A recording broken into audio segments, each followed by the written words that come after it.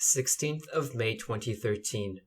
From the Universal House of Justice to the delegates gathered at Bahá'í National Conventions. Dear Baha'i friends, the 11th International Convention, recently concluded, offered all who were present a glimpse of the promise of Baha'u'llah to unite the peoples of the world.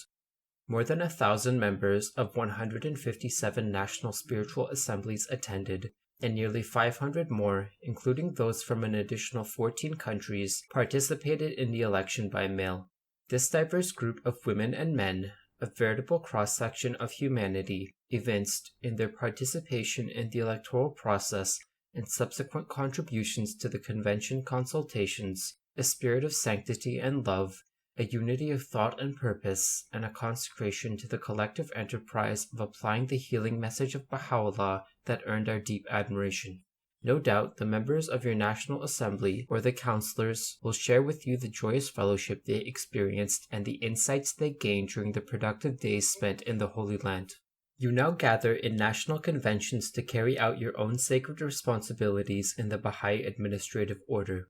Foremost is the election of the members of your National Assembly, when you will choose individuals who can meet the pressing requirements of the progress of the cause at the present stage of its developments.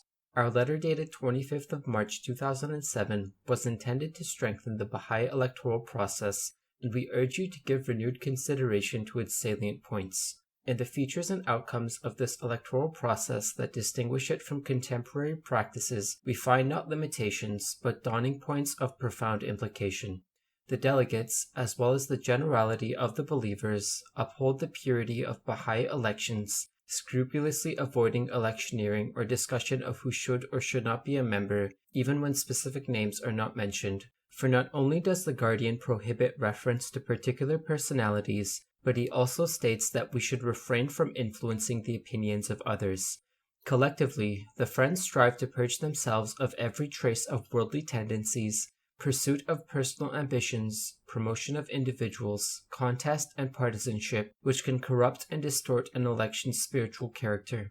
Delegates are obliged to become intelligent, well-informed, and responsible electors so as to be able to make a wise choice at the election time.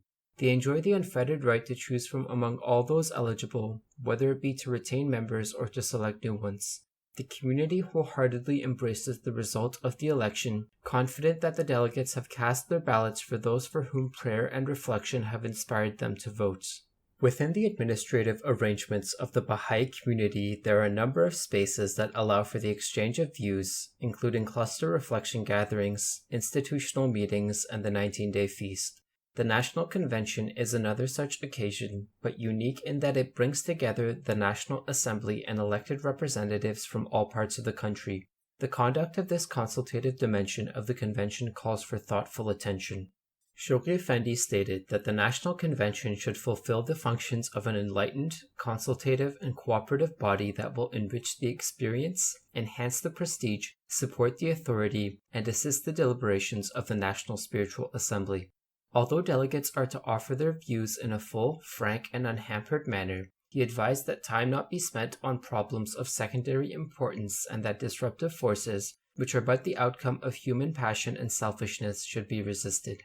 Instead, the Guardian expected those assembled to approach their task with absolute detachment and concentrate their attention on the most important and pressing issues in order to obtain a deeper and broader vision of the cause through an increase in the spirit of unity and of wholehearted cooperation. The unfettered freedom of the individual should be tempered with mutual consultation and sacrifice, he explained, and the spirit of initiative and enterprise should be reinforced by a deeper realization of the supreme necessity for concerted action and a fuller devotion to the common weal. Throughout the community, as the processes of the divine plan have become more and more complex, the nature of discussions on matters pertaining to growth and development of the faith has evolved. A distinctive conversation is carried out, sometimes formally and often informally, at various levels and in different configurations. In every setting, each participant, whatever the nature of his or her service, provides a particular contribution and takes away fresh insight. From this rich set of interactions about experience unfolding within the plan's framework for action, consensus on strategies and plans emerges naturally.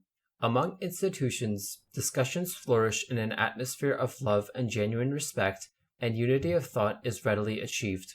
And in settings such as cluster reflection meetings and gatherings of tutors, children's class teachers, or animators of junior youth groups arranged by the Training Institute, aspects of decision-making related to expansion and consolidation are taken up by the body of the believers, enabling planning and implementation to become more responsive to local circumstances.